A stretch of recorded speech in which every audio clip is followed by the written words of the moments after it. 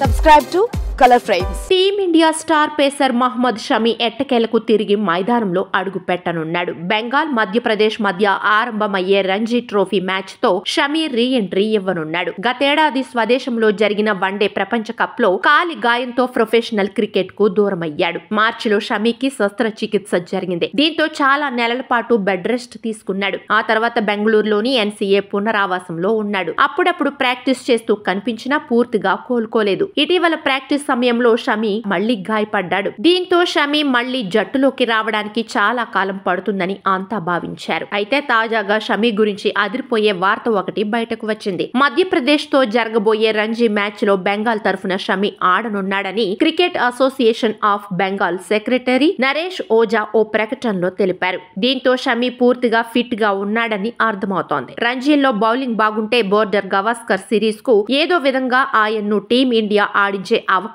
ఉంది. ప్రపంచ test championship లో భారత జట్టు తన చివరి సిరీస్ లో ఆస్ట్రేలియాతో తలపడనుంది. నవంబర్ 22 నుంచి భారత్ ఆస్ట్రేలియా జట్ల మధ్య పెర్త్ వేదికగా బోర్డర్ గవాస్కర్ ట్రోఫీ ప్రారంభం కానుంది. మొదటి మ్యాచ్ ముగిసిన 9 రోజుల తర్వాత అడిలైడ్ లో జరిగే రెండో టెస్ట్ కు ముందు షమి తిరిగి రావచ్చు. బోర్డర్ గవాస్కర్ ట్రోఫీకి గనుక షమి అందుబాటులోకి వస్తే ఆసీస్ బ్యాటర్లకు కష్టాలు తప్పవు. వాస్తవానికి న్యూజిలాండ్ తో టెస్ట్ సిరీస్ నాటికి అతడి రీ ఎంట్రీ ఇస్తాడని భావించారు. అయితే అప్పుడు అతని ఫిట్నెస్ సహకరించలేదు. ఇప్పుడు పూర్తిగా కోలుకున్నాడు. అంతర్జాతీయ క్రికెట్ ఆడే ముందు రంజీ ట్రోఫీలో బరిలోకి దిగుతానని షమి ఇది వరకు ఓ ఇంటర్వ్యూలో కూడా చెప్పాడు. చెప్పినట్టే ఇప్పుడు రంజీలోకి ప్రవేశిస్తున్నాడు. ఇక 360 రోజుల తర్వాత మహ్మద్ షమి ఈ సిరీస్ ద్వారా మళ్లీ క్రికెట్ లోకి వస్తుండడంతో ఫ్యాన్స్ కూడా ఆనందం వ్యక్తం చేస్తున్నారు. వీడియో మీకు నచ్చినట్లయితే ప్లీజ్ లైక్ చేయండి, షేర్ చేయండి, కామెంట్ చేయండి.